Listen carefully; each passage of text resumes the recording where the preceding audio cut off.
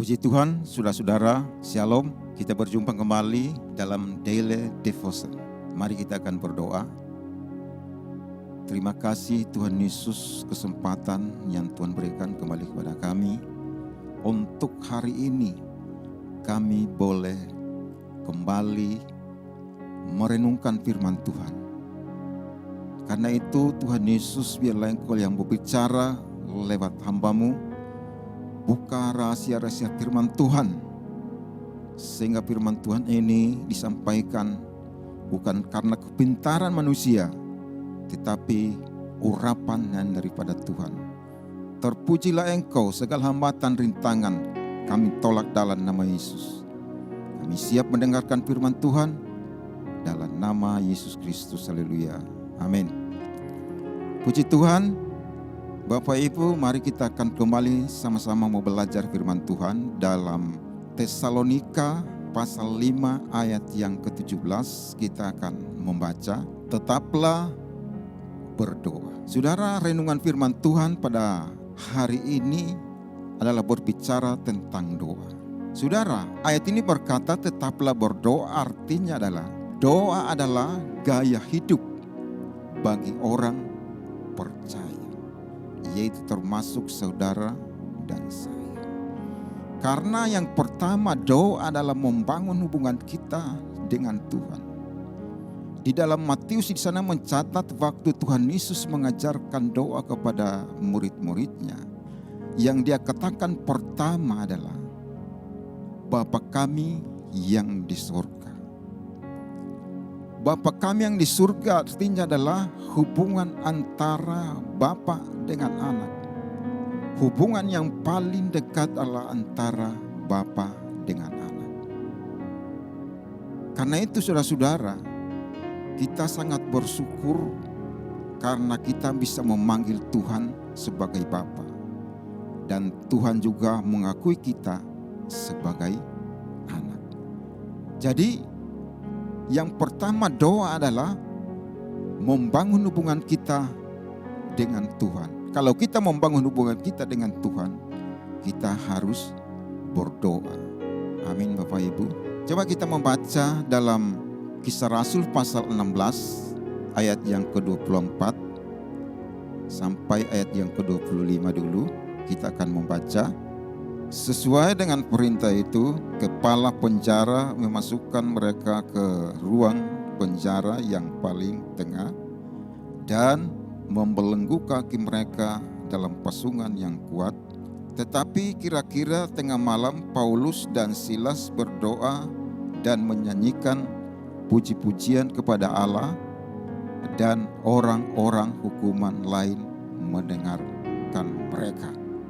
Saudaraku yang kasih dalam Tuhan Yesus Kristus, bagi orang yang membangun hubungannya dengan Tuhan, penjara itu bukan menjadi satu hambatan untuk mereka tidak memuji Tuhan dan tidak berdoa.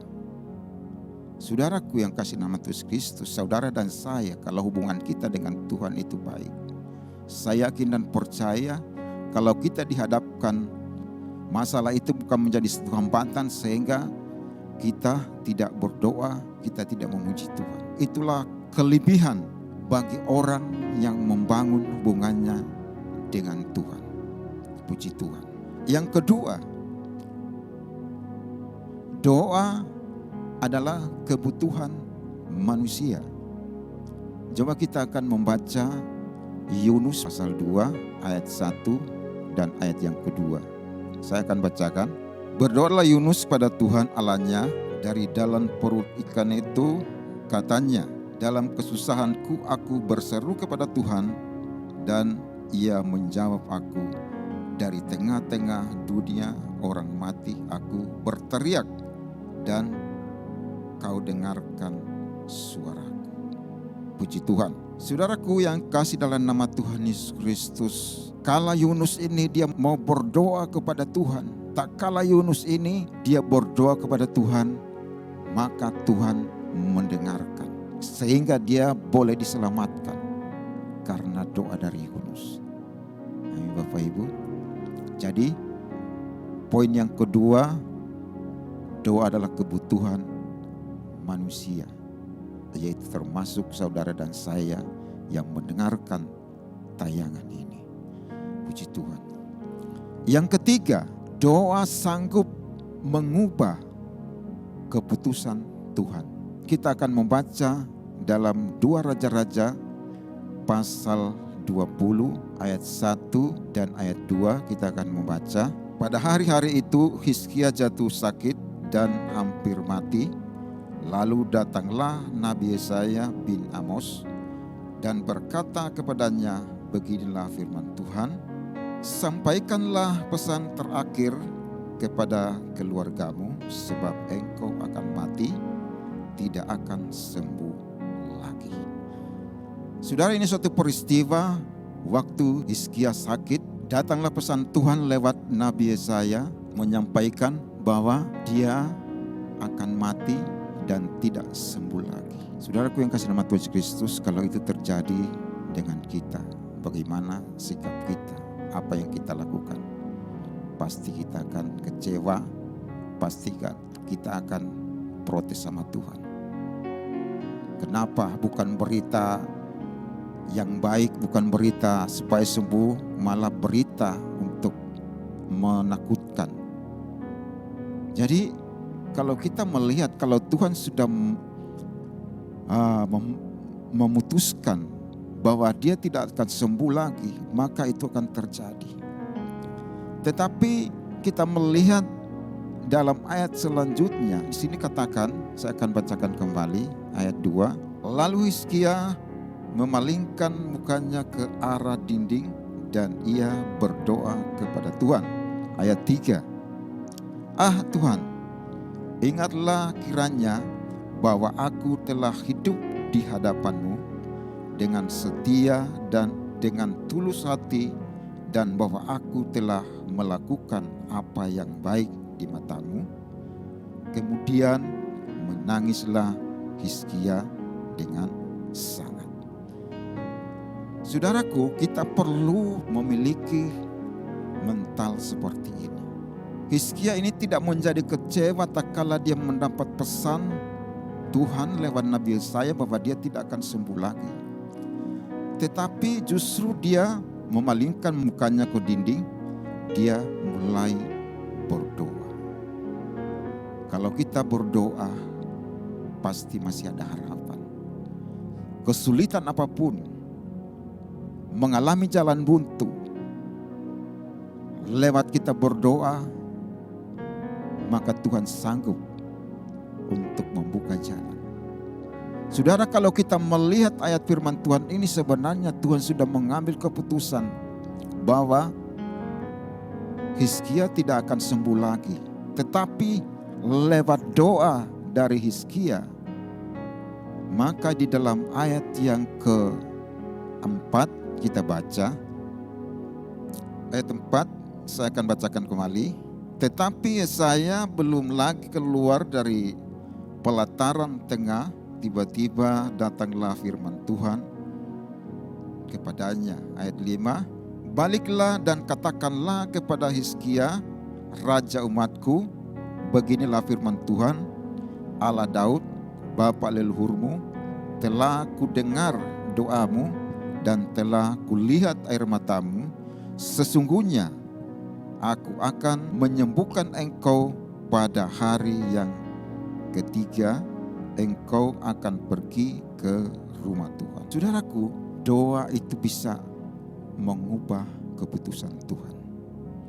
Tuhan sudah berkata bahwa dia tidak akan sembuh, tetapi lewat doa Hizkia, Nabi Yesaya belum lagi sampai di pelataran, Tuhan katakan balik, kasih tahu sama Hizkia bahwa doamu sudah didengar. Aku melihat air matamu, aku akan menyembuhkan engkau. Wah, ini satu luar biasa ya. Jadi saudaraku, jangan kita meremehkan namanya doa. Saudara, tiap hari Jumat pagi kita ada doa pagi. Mari Bapak Ibu, kalau Bapak Ibu yang ingin bergabung kami dalam doa pagi hari Jumat, mari kita akan belajar untuk bangun pagi-pagi, untuk kita berdoa. Tak kala saudara ada masalah, Tuhan itu sanggup membuka jalan yang buntu. Jadi saya uraikan pada saat ini ada 3 hal. Kenapa ayat pertama mengatakan tetaplah berdoa? Karena yang pertama, doa adalah membangun hubungan kita dengan Tuhan. Yang kedua, doa adalah kebutuhan manusia. Contohnya Yunus. Yang ketiga, doa sanggup mengubah keputusan Tuhan. Puji Tuhan, saya kira sampaikan di sini firman Tuhan. Kita akan mau berdoa. Terpujilah namamu Tuhan Yesus. Kami sangat bersyukur karena kami memiliki Engkau Allah yang baik, Allah yang tidak pernah meninggalkan kami. Biarpun kami mengalami kesulitan, biarpun kami mengalami jalan buntu, tetapi Tuhan tetap memberikan jalan keluar kepada kami. Ampuni setiap kelalaian kelemahan kami. Biarlah usaha apapun yang dibangun atau dirintis oleh jemaat-Mu GPI Al-Lusai, biarlah Engkaulah yang campur tangan, Engkaulah yang memberkati usaha apapun yang mereka kerjakan. Tuhan buat berhasil. Terima kasih Tuhan Yesus. Demikian pula mereka yang belum mendapat pekerjaan, Tuhan buka jalan sehingga mereka mendapatkan pekerjaan. Terima kasih Tuhan Yesus. Mereka yang lemah Tuhan kuatkan, yang tawar hati Tuhan teguhkan iman mereka. Ajarkan mereka hanya bergantung sepenuhnya kepada Tuhan. Terima kasih Tuhan Yesus.